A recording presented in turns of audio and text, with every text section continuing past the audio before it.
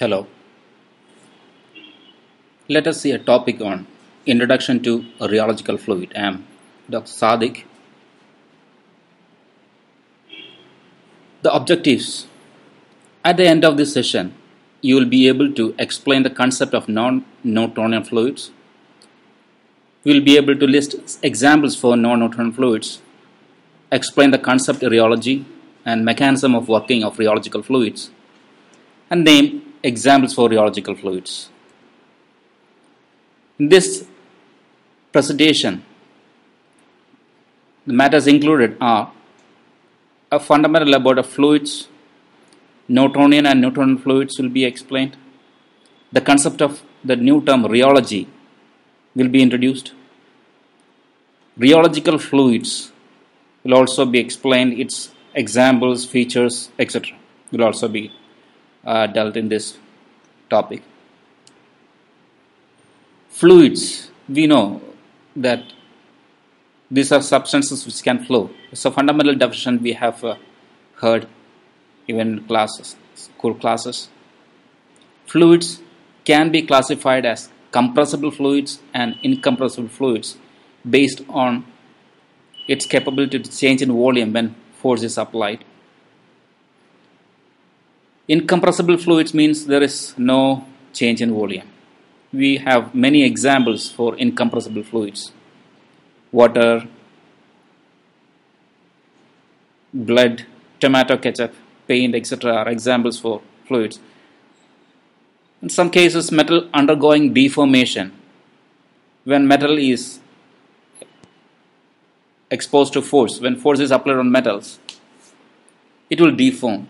And in that case, metal is also treated as a fluid and when under deformation. We will see a quick animation of deformation happening with metal.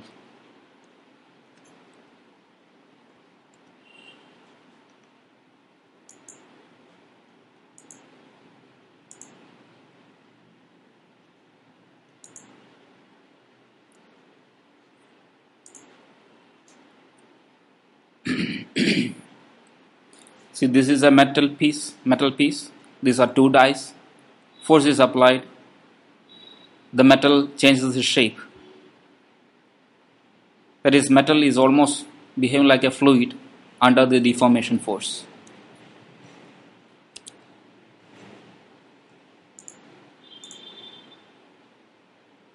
Fluid, as per the definition from Sengel, it is that deform continuously under influence of shear stress.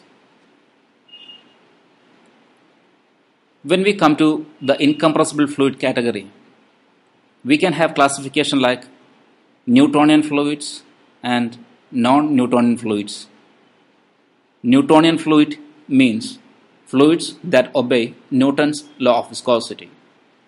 The mathematical expression for Newtonian fluid behavior is that the shear stress is proportional to the rate of shear strain. The constant of proportionality is called as coefficient of viscosity. That is, there is a linear relationship between the shear stress and shear rate. You can see the behavior of the fluid here in this graph here. That is, it's a straight line that represents a Newtonian fluid. This slope represents the viscosity of that fluid. We have another category of incompressible fluid, that is non-Newtonian fluid. Few of the examples or categories of non-Newtonian fluids are pseudoplastic fluid, dilatant fluid or thixotropic fluid.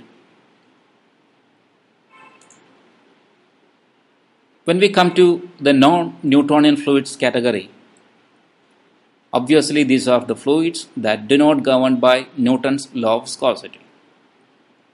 We can take pseudoplastic fluids, a group of fluid that can as an example for non-Newtonian fluid. Pseudoplastic material means these fluids will exhibit shear thinning behavior. Shear thinning means there is lowering of viscosity under increase in shear rate. That is, when shear force is applied and there is viscosity comes down for this kind of fluids. A typical example is paint. We know that paint, when it is applied on a wall, if it is simply placed on the wall, it will be remaining on the wall. But when the painter applies with a brush, spreads with a brush, this paint will flow and will be spread on the wall. Again, when he removes the brush, the paint will not ooze down to the wall, the floor. Instead, the paint will be stuck on the wall itself. That is, it will flow only if there is shear stress.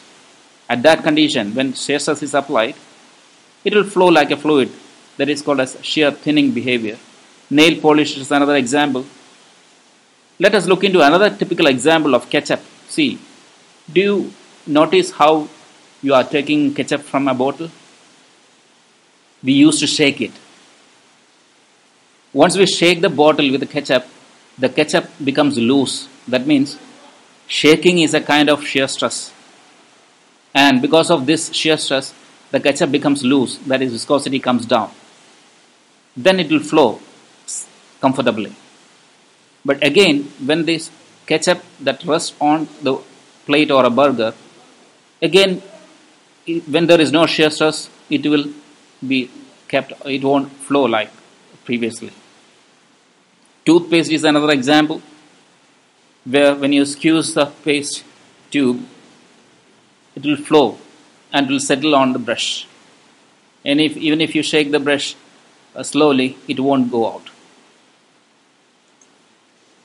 There are another kind of non-neutron fluid called as dilatant fluids, also called as thixotropic fluid, where the viscosity decreases over a time at a constant shear rate. That means viscosity at the beginning will be very high, and when the shear rate is maintained, its viscosity comes down. Such fluids are now investigated widely for using in bullet-proof body armor. Conventionally, the body armors, bulletproof vests, are fabricated with Kevlar fiber. Now, thixotropic fluid mixed with the Kevlar fiber is investigated. This thixotropic fluid, when bullet impinges on this, at that moment viscosity will be very high so that this bullet cannot penetrate through the fluid. Let us see a demonstration of this thixotropic fluid, where how the viscosity changes when shear force is changing. We'll have a look on this video.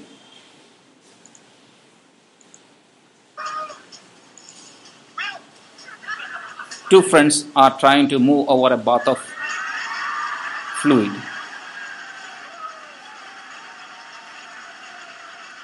One fellow ran over the fluid. He is calling the other person.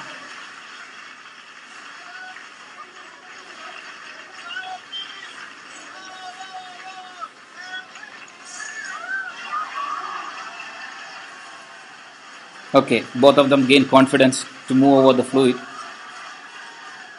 Okay, let us see. Actually, is the fluid. Let's see what is happening.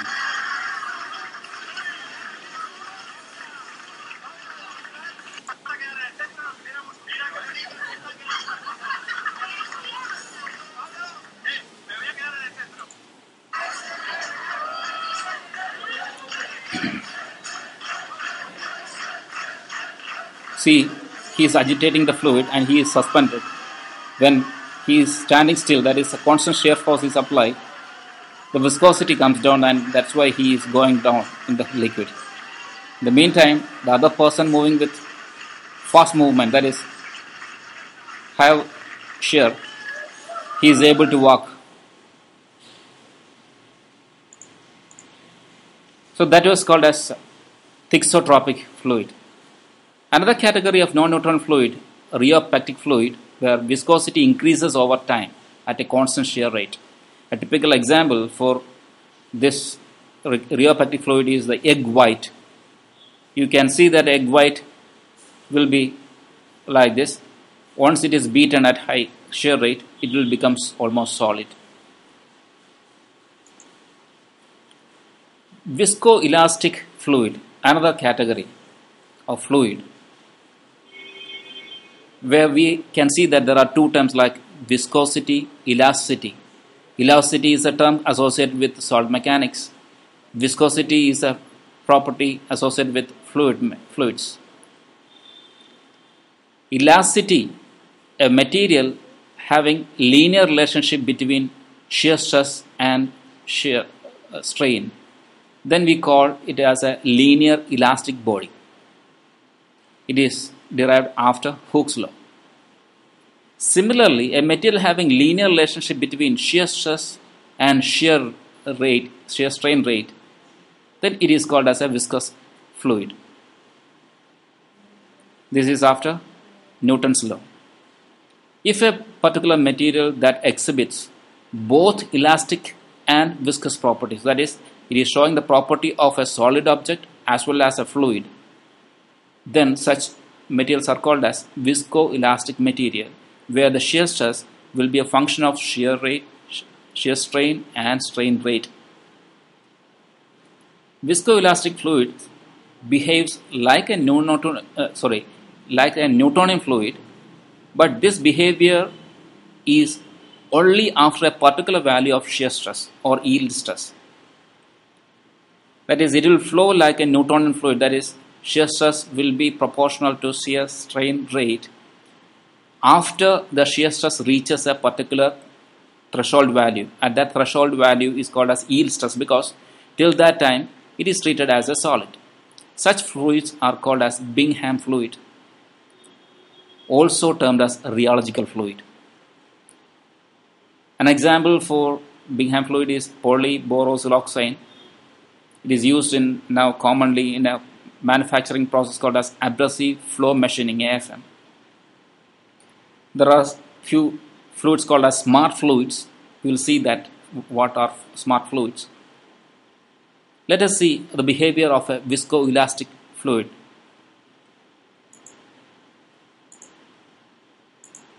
Material that's in the lacrosse stuff, you pull that apart for me first and take a look. If it's slow, it'll get pulled and will deform elastically, and so we kind of get this elastic deformation that is, a slow movement or slow force will elongate the material, that it flows like a fluid at a lower shear force. Happens. A lot of your tissues, however, are set up that when we load them quickly, they don't deform. And this is how your tendons and ligaments and even discs, hang on a sec there. It was showing the behavior of can resist such huge forces. A fluid. So if he puts his little finger in there, you'll notice that it takes very little form to kind of make a deformation in there. Watch him whack this thing and see if it makes any dent at all. And it won't. When you apply high shear rate, and that's because the viscoelastic there is no properties change. Of the tissues are such of this material to match to simulate or just independently. In the be like meantime, at lower shear rate, again it flows. Under big high force compression, So sometimes it acts like, and that's why a slow twisting fall will always is a lot more devastating a solid to the knee, material, to the ankle, to the shoulder. under than lower a high shear rate, it acts like a fluid. Rheology. We have seen the term rheology. The term was coined by Professor Eugene C. Bingham. It means the study of flow of matter, mainly the flow of complex fluids, such as soft solids, mud, sludges, suspensions, polymers, body fluids, etc. The flow of these substances cannot be characterized by a single value of viscosity. We know that viscosity can be dependent on temperature also. So, even if the temperature is fixed, it's not possible to characterize the behavior of such fluids. Instead, the viscosity changes due to other factors. The physical reason for this behavior is that certain liquids contain particles, example clay, or large molecules, example polymers, which have some kind of interaction, creating a weak solid structure. A certain amount of stress is required to break this structure. Once the structure has been broken, the particle move with the fluid under viscous force. If the stress is removed, the particles associate again to behave like a solid. Such fluids are called as Bingham fluids. Let us see how a Bingham fluid is when compared to Newtonian fluid. This is the typical behavior of Newtonian fluid where shear stress is proportional to a rate of shear strain. See the behavior of Bingham plastic or Bingham fluid. Here also the relationship shear strain, shear stress has got linear relationship, but this relationship is after a particular value of yield stress. Mathematically, Bingham fluids are explained like this. The shear stress is equal to this yield stress plus the viscous part of the fluid. So this shear stress will be proportional to this part after it attains after the shear stress reaches the yield stress value. Newtonian fluids, the only parameter needed to describe its flow is the viscosity, that's the slope of the line. Whereas for Bingham plastic, it will require two parameters to explain its behavior. One is yield stress, this how much it is, yield stress is. Only after reaching that yield, after crossing the yield stress, it will behave like a fluid. So two parameters, yield stress and plastic viscosity, the slope of the line. We have seen that smart fluids are all examples for Bingham fluids. Smart means if a particular material property is instantaneously, reversibly and predictably controlled by another property, we call it as a smart behavior. Examples: piezoelectricity, magnetostriction, shape memory effect, etc. are examples. Piezoelectricity is a common phenomenon where when pressure is applied, there is electric charges are developed on a face of a particular kind of crystals, piezoelectric crystals, where the charges are controlled by pressure. That is, one parameter is controlled by another parameter. And this controlling property of material can be instantaneously controlled. That is, when you apply pressure, electricity will be instantaneous, electric charges are instantaneously produced. When you remove the pressure, the charges will disappear, that is, it will go back to the original condition. That's reversible also. And the behavior is predictable as well, like when pressure is applied, for a particular quantity of pressure, the quantity of electric charges developed will also be predictable. Similar is the case with the magnetostriction, shape memory effect, etc. So these are called as smart behavior. There are certain fluids which will show smart behavior examples: electro-rheological fluids, magneto-rheological fluids, magnetic fluids, electro-magneto-rheological fluids. As the name indicates, in the electro-rheological fluids, the rheological behavior, that's a flow property of the fluid, are controlled by electric charges. Magnetic fluid means its rheological properties are controlled by magnetic field. Here also a kind of rheological fluid where magnetic field can be used to regulate the flow property of this fluid. Both electricity and magnetic field can be utilized to regulate the rheological behavior of the fluid. In other words, different parameters are used for controlling the viscosity or yield stress of these kind of fluids. That's why these are called as smart rheological fluids. In electro-rheological fluids are mere suspensions consisting of electrically polarizable particles in insulating solvent. This is a solid, it's a liquid medium consisting of electrically polarizable particles.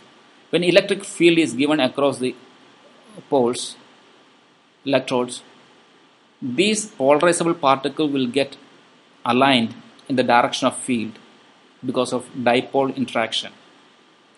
When there are chains formed, the flow of liquid in this direction will be resisted. That means the viscosity increases in this direction. So if you want to increase the viscosity, the field need to be increased. As the field increases, the attraction between these particles will also increase. This is the behavior of electro-rheological fluid. The particles in the fluid aggregate and forms fibrous cluster structure under an external electrical field. Another category is magneto-rheological fluid, where these are prepared by simply mixing magnetizable particles like carbonyl ion particles in non-magnetic liquids such as natural oil, mineral oil, synthetic oil. That means if magnetizable particles are suspended in a oil fluid domain, the complex mixture is called as magnetorheological fluid. Mathematically, the behavior of the magnetorheological fluid is explained like this. The shear stress depends on yield stress, and that's a function of magnetic field. That means as the magnetic field changes, the yield stress can also be changed. Once it attains the yield stress, it will flow like a Newtonian fluid. If the shear stress is not sufficient to overcome this yield stress, it will not flow. That's the behavior. So in this graph, shear stress, shear strain rate graph, this is the behavior of magnetorheological fluid, and this is the yield stress that depends on the magnetic field strength.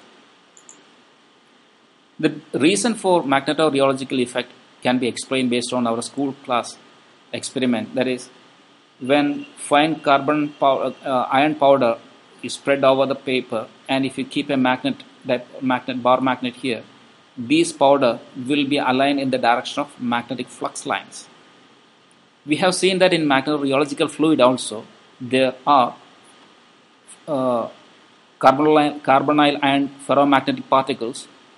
When magnetic field is applied, this particle will align in the direction of magnetic flux. So you can see that this is a magnetorheological fluid when magnetic field is not applied. When magnetic field is applied across the fluid in this direction, in the direction of magnetic flux lines, these fine particles will be aligned to form fibrous clusters. Naturally, the movement of fluid in this direction, the effort or force to be applied to move the fluid in this direction will be increased. That means viscosity in this direction increases. As the magnetic field strength increases, the effort to break the chain will also be increased. That means it's possible to control the viscosity of such fluids by controlling the magnetic field across it. However, it's not possible to increase the magnetic viscosity or the strength of the fluid beyond certain limit, because it is limited by the magnetic saturation of the magnetic particle within this. Beyond magnetic saturation limit, even if you increase the field strength, the force between the particles will not be increased. That's the reason. There is another kind of smart fluid called as ferrofluid, and when compared to magnetorheological fluid, the difference is that here the fine magnetic particles inside the fluid are of nanometer in size. There is yield strength, but negligible. It is seen that there is Brownian movement for the particle inside the fluid. A spiky behavior is a typical appearance of ferrofluid when it is applied, a magnetic field is applied. So we have seen different types of fluids in the presentation. We know now what is a Newtonian fluid and non-Newtonian fluid. We could see a few examples for non-Newtonian common fluids. We could see the concept of rheology. We have seen the case of rheological fluids. We have seen some examples for rheological fluids. We have seen smart fluids and features, and we could also see the mechanism, the reason for behavior of such fluids. That is the viscosity, why it is changing under different conditions.